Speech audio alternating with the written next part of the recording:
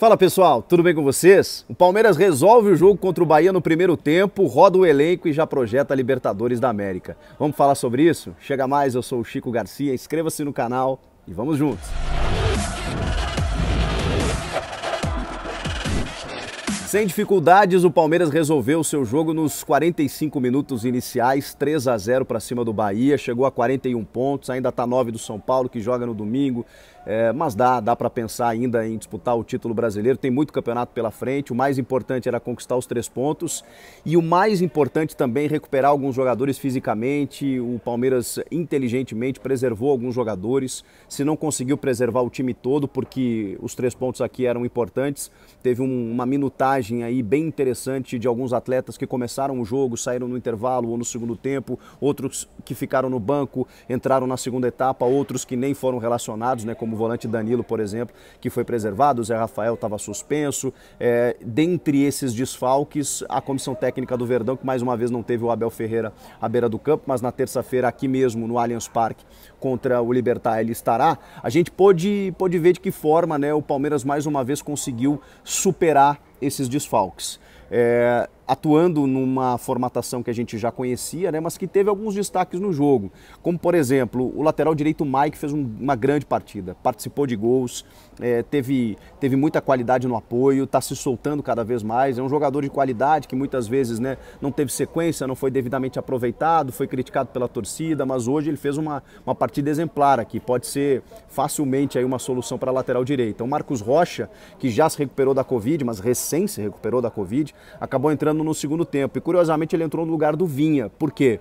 Para que o Vinha também possa ser recuperado, né? A gente está falando de jogadores que contraíram a Covid, e foram muitos aqui no elenco palmeirense, e que ficaram 10 dias sem treinamento, né? Isso prejudicou muito o andamento físico, né, do grupo como um todo. A gente acompanhou aí nos últimos jogos, contra o Santos, contra o Libertad, o aspecto físico comprometendo na segunda etapa. Então, esses jogadores, especialmente esses que contraíram ou que ficaram de fora por algum tipo de lesão, eles têm que ter uma minutagem mais dosada. E aí o Marcos Rocha entra no segundo tempo no lugar do Vinha, e aí o Mike vai para a lateral esquerda. A gente teve o Emerson Santos mais uma vez jogando como um primeiro volante. A dupla de zaga foi Gustavo Gomes e o Benjamin Kusevich, começando pela primeira vez como titular. E olha que ele foi interessante, inclusive ofensivamente, né? Ele deu 2 cabeçadas, uma obrigando o goleiro Douglas a fazer uma grande defesa e no segundo tempo uma bola que bateu no travessão.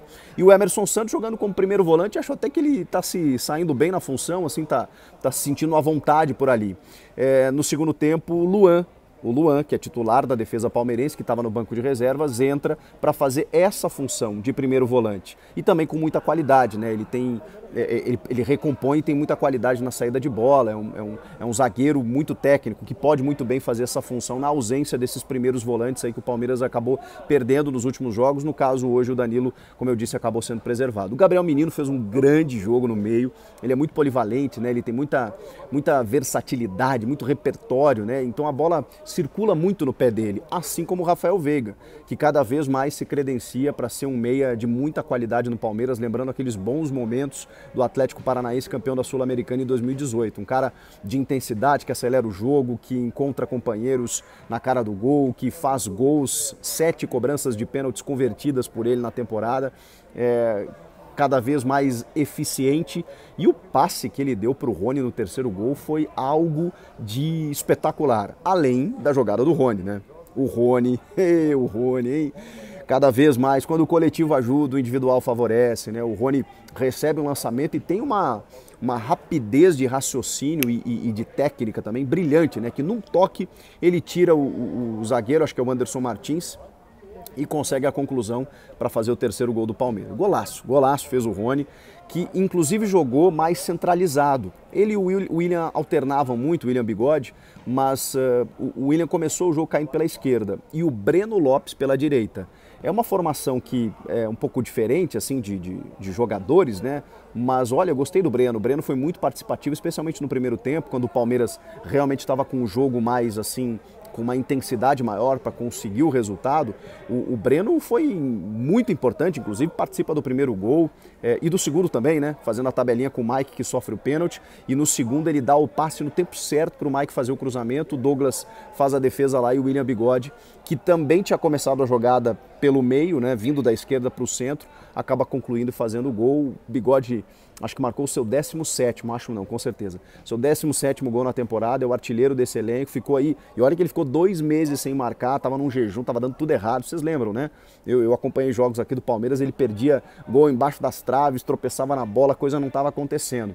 Pois justamente na ausência aí do Luiz Adriano, que está já na transição física, de outros atacantes, o Veron hoje até estava no banco e tal, mas ele não conseguiu jogar muito bem contra o Libertad, hoje ficou preservado, talvez seja titular na terça-feira, a gente não saiba, mas o William foi ganhando sequência, e que bom, porque é um jogador que precisa disso, precisa de cada vez mais confiança, um cara que se entrega muito para o time e que tem ótimos números, né? Se a gente olhar o William desde que chegou, sempre marcando gol, sempre dando assistência, tem o grande passe dele para o título de 2018 no gol do Daverson contra o Vasco, enfim, um cara que está na história do Palmeiras e que hoje ajudou muito, colaborou muito. Bom, o jogo foi resolvido, né, nesse primeiro tempo, e aí o interessante foi que já no intervalo a comissão técnica, né, o Abel não estava, tirou o Gomes e colocou o Alain Pereur para colocar os dois zagueiros ali, os dois novatos, né, recém-chegados, o Kusevich e o Pereur, e tirou o Rony também, exatamente o Rony, que recente tinha feito o golaço e tal. Calma que terça-feira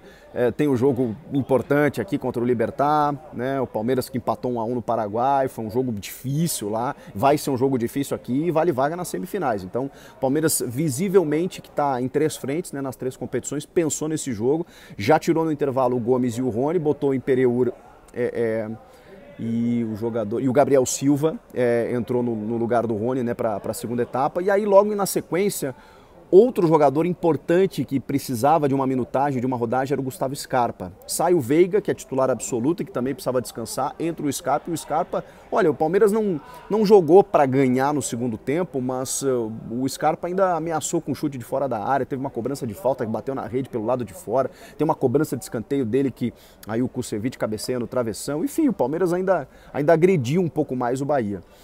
Pelo lado baiano, é incrível, né? Porque o Bahia tem um elenco bem interessante, tem jogadores muito bem rodados, que até teve contra-ataques à sua disposição. O Palmeiras se lançou muito no primeiro tempo e o Bahia não aproveitou. Teve em várias oportunidades, assim, teve à frente do goleiro para concluir, o Rodriguinho chutou fraco, o Gilberto começou pressionando a saída de bola, num lance lá o Kusevich até se atrapalhou.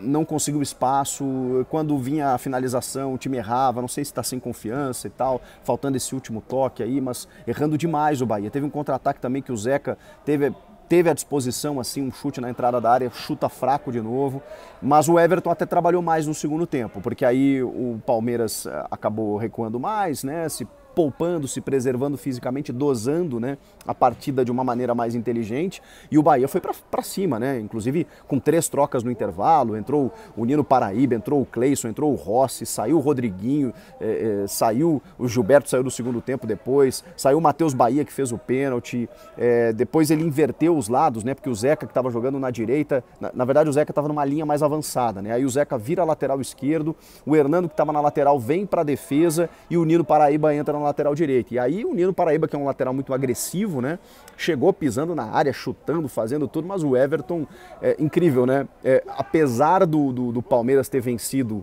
digamos, com uma certa tranquilidade pelo placar, o Everton ainda foi uma figura importante. Então essa tranquilidade ela é bem subjetiva, né, mas eu acho que o Palmeiras estava entendendo, assim, sentindo o jogo.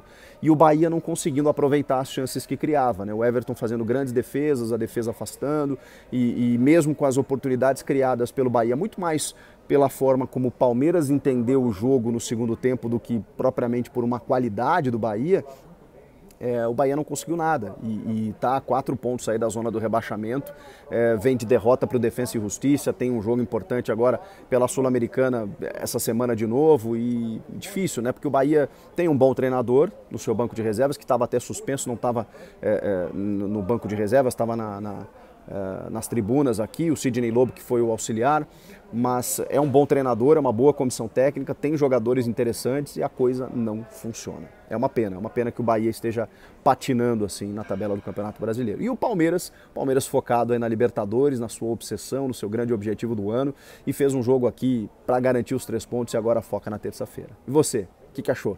Comenta aqui embaixo, quero te ouvir. Olha onde eu tô aqui, bacana, né? Acompanhei o jogo de perto, trouxe aqui para você e eu espero o seu comentário. Inscreva-se no canal, hein? Até a próxima.